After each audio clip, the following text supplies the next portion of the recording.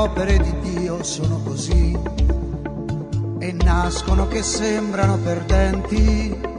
Tra mille più sconfitte si fa strada. Daniel Comboni est né à Limone-sul-Garde en Italie le 15 mars 1831 de Luigi Comboni et de Domenica Pace. Le couple avait eu 8 enfants, dont le 4e était Daniel, et tous étaient morts un peu prématurément. Le seul enfant survécu est Daniel. À l'âge de 11 ans, ses parents l'ont envoyé à Vérone au pensionnat du père Nicolas Mazza pour qu'il puisse étudier. Et à 16 ans, il a fait le serment de se consacrer à vie à la mission de l'Afrique centrale. À l'âge de 23 ans, Comboni a été ordonné prêtre. Le 10 septembre 1857, Daniel Comboni participe à une expédition missionnaire de Don Mazza. Ils avaient passé 4 mois à traverser le désert pour atteindre Khartoum, la capitale du Soudan. Et le 14 février 1858, ils étaient arrivés à la mission de la Sainte Croix. Bientôt, les difficultés commencent à surgir. Le 25 mars 1858, Don François Oliboni meurt. Avant de mourir, il avait demandé aux autres de ne pas quitter la mission.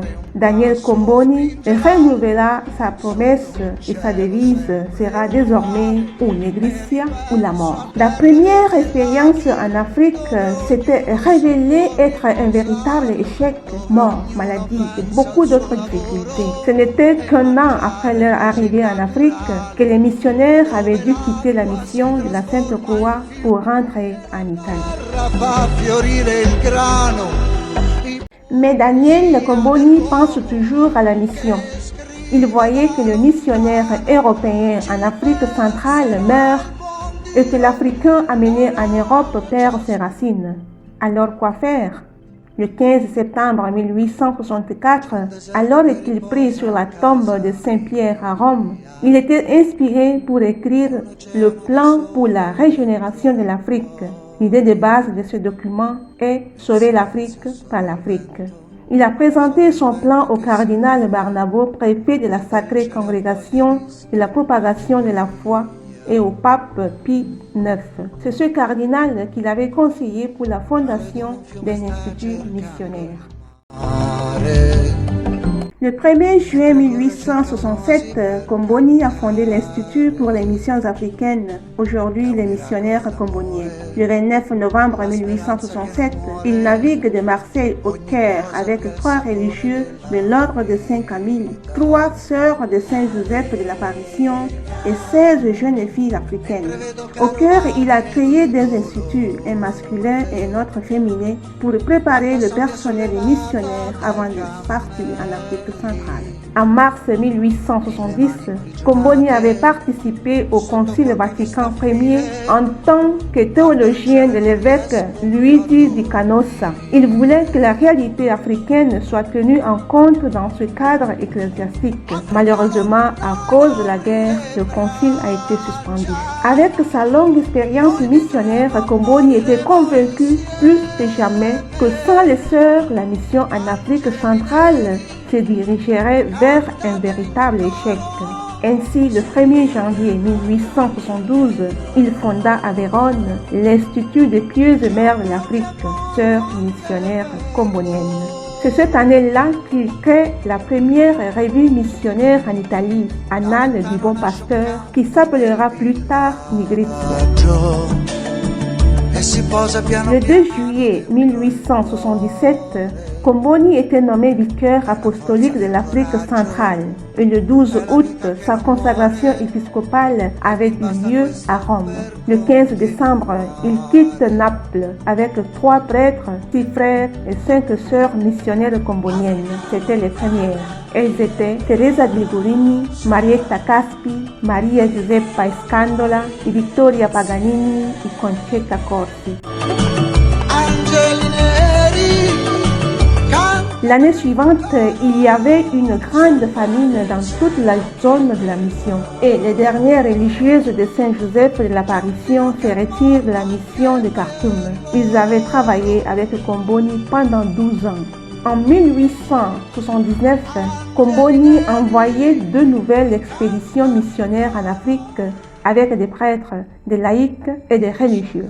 Et même pas une année écoulée, la sœur Maria Bertuzzi meurt à El Obeid. Elle était la première missionnaire combonienne à succomber en Afrique. Elle n'avait que 21 ans. Daniel Comboni avait traversé le désert 8 fois dans sa vie. Son esprit missionnaire et sa capacité de communiquer lui ont permis d'être toujours en mouvement, par mer, par train, à dos de chameau, en bateau, à pied, etc. Comboni était reparti à Khartoum pour rencontrer le gouverneur de la région et proposer un plan pour l'abolition de la traite des esclaves dans la région de Nuba. Nous en sommes en juillet 1881 et lorsqu'il arriva à Khartoum, il tombe malade. Entre septembre et octobre 1881, un moment tragique commençait pour la mission. De nombreux missionnaires étaient morts en peu de temps et une terrible pénurie de nourriture et d'eau a frappé toute la région.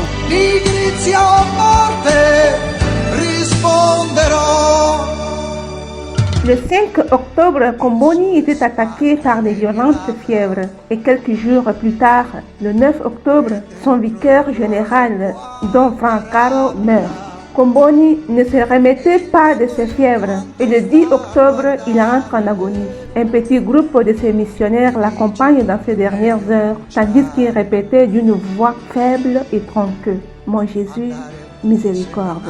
À 10 heures du soir, Daniel Comboni meurt d'épuisement, de croix et de fièvre.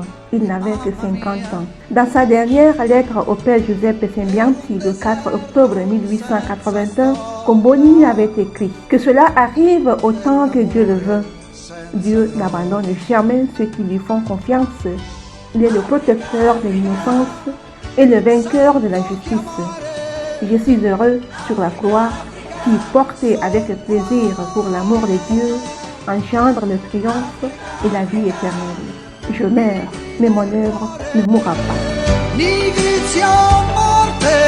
Comboni a été béatifié le 17 mars 1996 par le pape Jean-Paul II et canonisé le 5 octobre 2003 par le même pape. Sa fête officielle célébrée chaque 10 octobre. Posso morire, ma la mia opera non morirà. Africa, Africa, Africa, Africa, son qua.